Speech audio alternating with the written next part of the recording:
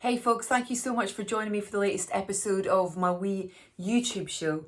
If you're joining me for the first time, just to give you a little idea of what the show is all about, I launched my podcast about 3 years ago where I speak to filmmakers about their relationship with music, and I'm very lucky that I get the opportunity to speak to so many people, and sometimes I can't fit everybody on the show. So I thought this would be a great opportunity and way to not let those interviews and those chats go to waste and give you some great recommendations. So I try and do that every week from the world of film and music and TV and all sorts really. Thanks so much to everybody who's been watching and subscribing so far, and for all your comments after last week's guest Hannah Curry. Got a great response, and a lot of you have been checking out her little film Lumo, Too Young to Die. So thank you very much indeed for that. Just to give you an idea for this week's podcast, which will be up now, it's with the fantastic Kyle Dixon and Michael Stein, the composers behind Stranger Things. So if you are a fan of the show, then make sure you go and check those guys out, talking at great length about creating the fantastic music for that series. Tonight, on Today, whenever you're watching this, on this show, two fantastic women coming up, a great female composer. But first, Tracee Ellis Ross. Who I think is an extraordinary woman. I'm slightly obsessed with her on social media. Her energy is infectious. I was very excited to get the chance to chat to her about her first feature film, The High Note, which kind of blew my mind that she'd never done a film before. But as you can imagine, being the daughter of Diana Ross, she had a little bit of apprehension about singing for her entire life. It's something she's always wanted to do, but kind of never really had the courage to do it until now. And thank God she's done it, because the film is brilliant, she's brilliant. I would highly recommend that you check this out when it hits streaming sites from the 29th of May. It's called The High Note, and I had an absolute pleasure sitting down and chatting to the legend that is Tracee Ellis Ross.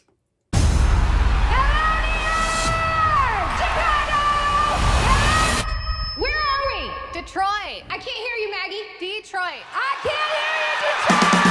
Hi Tracee. I think you're amazing, by the way, and this film is so good. Oh, I'm so glad you liked it. I had all the emotions. All the emotions in one film. I was laughing, then I was crying, I was singing along to No Scrubs. I was like, I was I was doing it all. Why did it take you so long? Oh my God. I think a couple of reasons. One, I was terrified. Two, I was waiting for the right project. And this was it. You know, I think as a child, this was my biggest dream. And then somehow I put it aside. I don't know when I hid it away. And then it became my biggest fear. It was a combination of both. You know, I come from music royalty. My mother is a beloved international icon. And I think there was the fear of the comparison, and understandable. But it wasn't, after a while, it wasn't conscious that I was putting it aside. It was just sort of what it was. I've had great success with this other aspect of my career. So, absolutely. And I'm quite busy. So where to squeeze it in is always a question. But I chased this script. I love this script for so many reasons. The overall message of finding your voice and not letting anyone else's idea of you determine what you pursue and who you are. That wasn't just my character, that it was me and Maggie, that we were two women that were not against each other, but sort of on the same path in different ways. Mm-hmm. The fact that the two of us ended up supporting each other, that was the thing that allowed our voices to blossom. The fact that I would get to sing in this film. There were so many things about it that kind of drew me to it. And so, here we are. Yeah, I loved watching you on Instagram the other night when you were playing the single for the first time in your onesie. Yeah. Absolutely rocking it. It was great. So good. That was really special, by the way. I had no idea that an Instagram live with 10,000 people could feel so intimate. But what's brilliant about you, and I think that that's what comes across in any role that you take on, or if we watch you on Instagram to we watch you on the small screen and the big screen now as well, is that there's so much truth in what you're doing and what you're saying, and even with that Instagram piece, and you were spent the first couple of minutes trying to work out the technology and stuff, but that's what's brilliant about you, is that you're just you, and I think that that's one of the wonderful things that kind of people just love watching what you do. And when they see this film, man, it's going to blow their socks off. Oh, you are so kind. Thank you. I also loved the relationship between you and Dakota. I thought you guys on screen were phenomenal. The chemistry and the timing and the little pausey, everything about it was just great to watch. Was that instant with the pair of you? Yeah, it was. We had a really wonderful time with each other. She has a really big heart, that one. And she's also incredibly smart, and really the two of us both really cared about the story we were telling and how to tell that story and make it really work.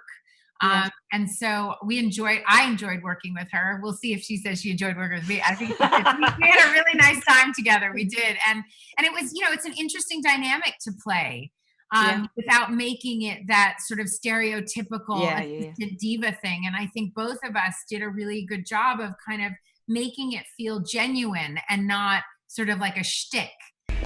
Wait, is this your car? Yeah. You need to ask your boss for a raise. Is the food coming, sir? We've been over this. We are not a drive-through. Well, it should be. It could be. Oh my God, is that Grace Davis? No. How was it for you to finally let your voice be heard, to let this thing out that you've been kind of secretly hiding for so long? Terrifying. I'm not going to lie. There were a couple of days.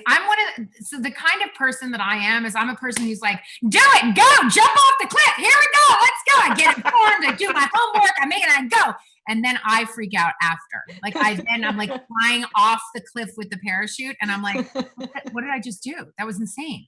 So there were a couple of days, never when I was in the studio or when I was shooting, but then after, when I was just riddled with fear of and there's no way you could have told me my fear wasn't real.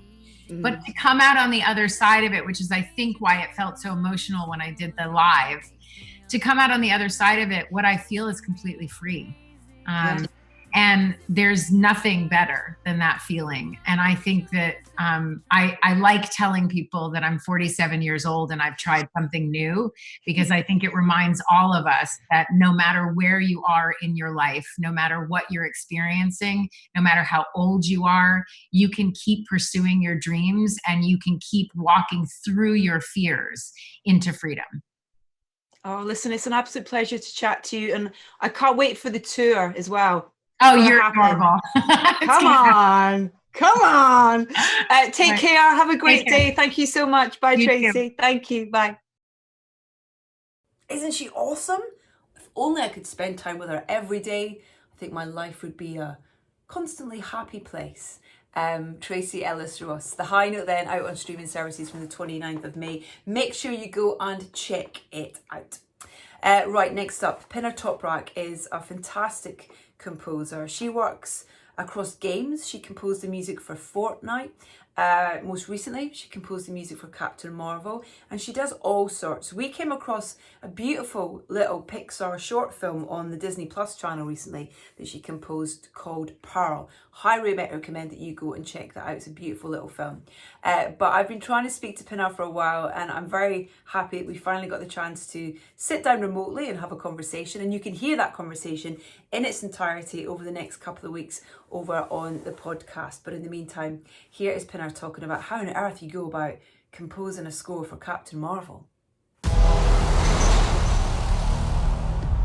So, Skrulls are the bad guys.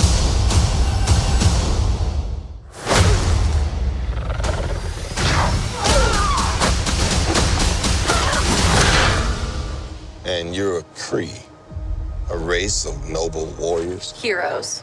Noble warrior heroes.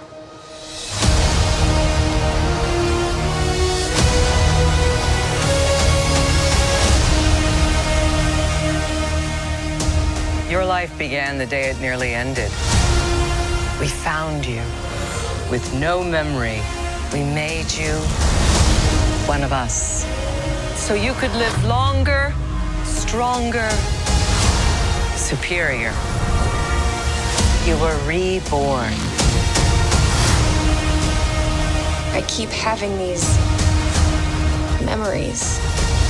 Something in my past is the key to all of this. You know how to fly this thing? We'll see. That's a yes or no question. Yes.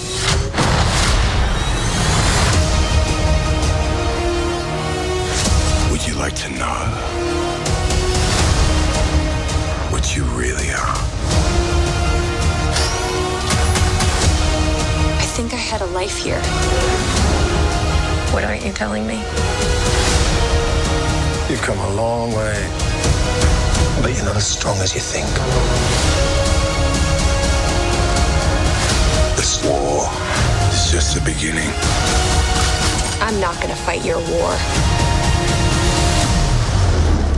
I'm gonna end it.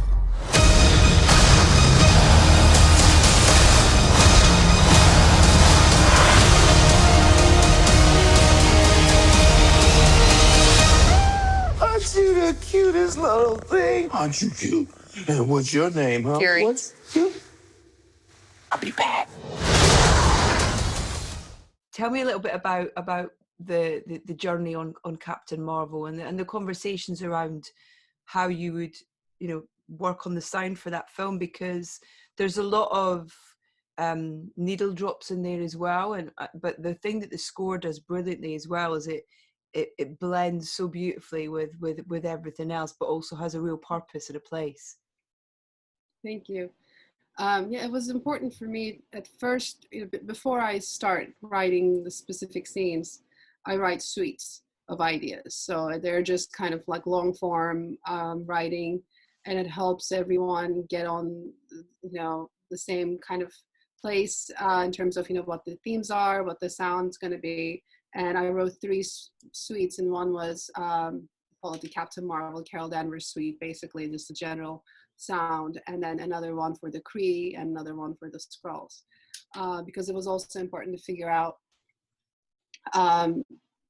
you know, as you know, what you think are the good guys turn out to be bad guys and so forth. So how, you know, it needed to be, you know, whatever I was going to come up with, it needed to kind of move into either direction.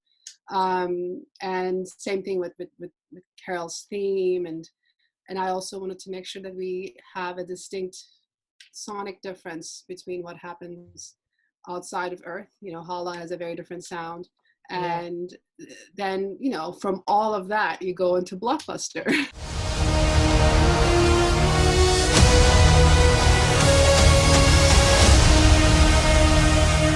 What point did you start work on it? Where had they started filming? Had they finished filming? Or, you know, were you able to see stuff, read a script? What?